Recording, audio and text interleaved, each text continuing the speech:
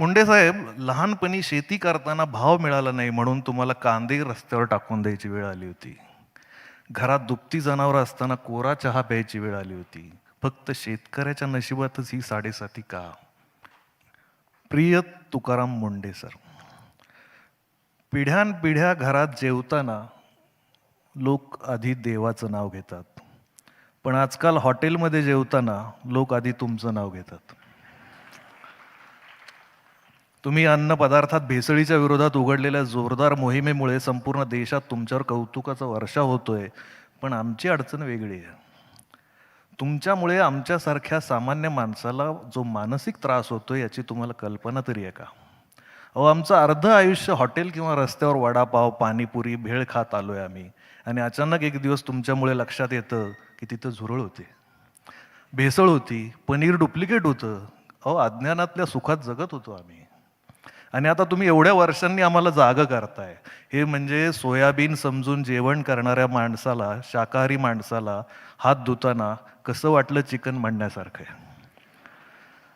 आमचा मित्र म्हणाला की खरं तर सध्याच्या काळात कॉक्रोचचा राग धर्मेंद्र प्रधान यांना यायला पाहिजे, पण प्रधानांपेक्षा मुंडेच जास्त चिडतात कॉक्रोच बघून. अर्थात तुम्ही हॉटेलमधल्या खऱ्याखुऱ्या कॉक्रोचला बघून चिडता, हे बरं आहे, आणि त्यासाठी लोकांनी तुमचे मनातून आभार मानले. उशिरा का होईना सावध केल्याबद्दल आभार. तुमच्यामुळे रात्री उशिरा घरी आलेल्या नवऱ्याकडे बायकोने संशयाने बघावं, तसे आता आम्ही पनीरकडे बघतो.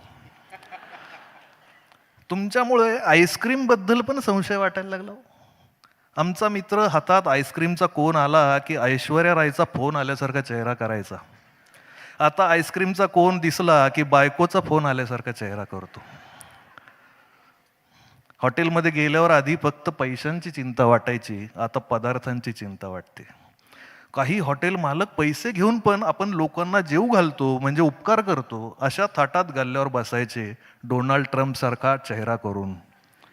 आता अचानक ते इटलीच्या मेलोनीबाई सारखे प्रेमळ दिसायला लागले.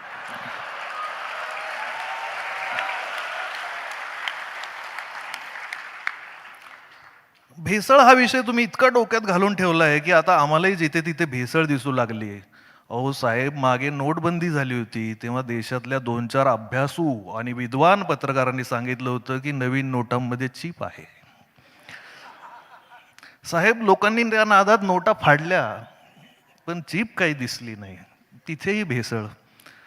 बातमीच्या नावाने आता न्यूज चॅनल सर्रास अफवा दाखवतात, पण पत्रकारितेतली ही भेसळ काही सहजासहजी थांबणार नाही. कारण कोणीतरी म्हणालंय, लोकांना मूर्ख बनवणं सोपं आहे, समजावणं अवघड आहे. त्यामुळे पण तुमचं काम किती अवघड आहे याचा अंदाज येतो. आमचा एक गावाकडचा मित्र एका भोंदू बाबाकडे गेला. बाबाने त्याला कसली तरी पावडर दिली आणि खा म्हणाला. 1 वर्षात तुझी स्वतःची नवी कोरी जीप येईल. मित्राची जीप काय आली नाही, पण बाबाची क्लिप मात्र आली मार्केटमध्ये. मित्र आता व्हॉट्सअप ग्रुपवर लोकांना मेसेज पाठवतो, निदान मला क्लिप तरी पाठवा. भेसळ अन्नात होते तेव्हा तिच्यावर वचक ठेवता येतो, मेंदूत भेसळ होते तेव्हा मात्र परिस्थिती अवघड असते. तुमच्याबद्दल एक जण सांगत होता, आजकाल तुकाराम मुंडे ट्रेंडिंग आहेत. मी माझ्या पोस्ट तुकाराम मुंडे हॅशटॅग वापरून टाकतो. काही लोकांसाठी तुमचा त्याग महत्वाचा आहे, काही लोकांसाठी तुमचा हॅशटॅग महत्वाचा आहे. असो, पूर्वी लहान मुलांना फुकट चॉकलेट देऊन पळवून नेणारी टोळी होती. आता मोठमोठ्या माणसांना चॉकलेट, बर्गर, फ्रेंच फ्राईज अशा गोष्टी विकत घ्यायला लावून बरबादीकडे वळवणारी टोळी प्रत्येक चौकात आहे. पण आजही तुम्ही बघा, पाणी जास्त आहे म्हणून गावाकडच्या लोकांनी दूध रस्त्यावर टाकून दिलं. पण तुम्हाला एकदा तरी दारू रस्त्यावर ओतून दिलेले हरामखोर व्यापारी दिसले? तुम्हाला एकदा तरी गुटखा फेकून दिलेले नालायक शेठ दिसले? शेतीत कर्ज झालं म्हणून आत्महत्या करणारा शेतकरी आणि व्यापारात देशाला गंडा लावून परदेशात पळून जाणारे व्यापारी, लहान पोरांच्या खाण्यात रंगाची भेसळ करणारे लोक कधीच या देशाच्या तिरंग्याचे होऊ शकत नाहीत.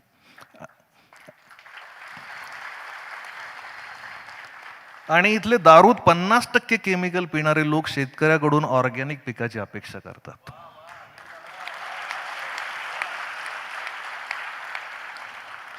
शहरात टोमॅटो केचप सडलेला चालतो, पण भाजीवाल्याकडे वांग किडलेलं चालत नाही.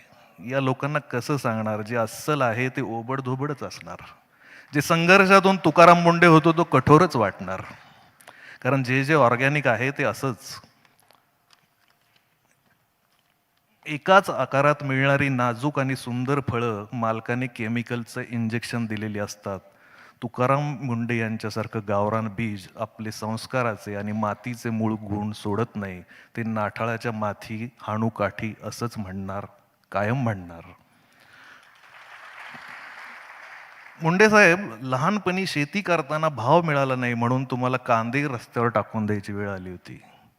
घरात दुभती जनावरं असताना कोरा चहा प्यायची वेळ आली होती. फक्त शेतकऱ्याच्या नशिबातच ही साडेसाती का? शेतकरी चळवळीत असताना शेतकऱ्याच्या कुठल्याही प्रश्नावर पाना फुटणारी ही मंडळी आम्ही बहुमताने मंत्रालयात निवडून पाठवली की भाकड का होतात? आम्ही ज्यांना गरीब गाई समजून धष्टपुष्ट करून विधानसभा विधान परिषदेत पाठवतो त्यांच्या भोवती वासरं नाही लांडगे कसे जमा होतात? आमच्या मतदानात पण भेसळ होते, जरा लक्ष द्या. मंत्रालयात 100 पैकी 99 शेतकऱ्याची पोरं म्हणून घेतात, पण 99 पैकी 91 शेतकऱ्याचे दुश्मन का होतात? मुंडे साहेब, तुम्ही या भ्रष्ट व्यवस्थेला धडा शिकवला. तुमचे आभार मानणार नाही, कारण तुम्ही तुमचं कर्तव्य केलं. पण ज्या गोष्टी तुम्ही केल्या नाही त्याबद्दल मात्र तुमचे आभार. तुम्ही सततच्या राजीनाम्याच्या दबावाला झुकला नाही. तुम्ही धमक्यांना घाबरला नाही, म्हणून तुम्हाला सलाम.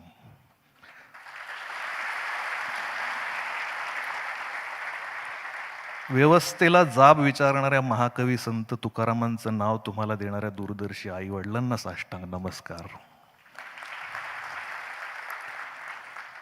ताजा कलम. तुम्हाला अन्न पदार्थातली भेसळ कळते, पण एक सांगावं वाटतं, आजच्या जमान्यात कौतुकातही भेसळ असते.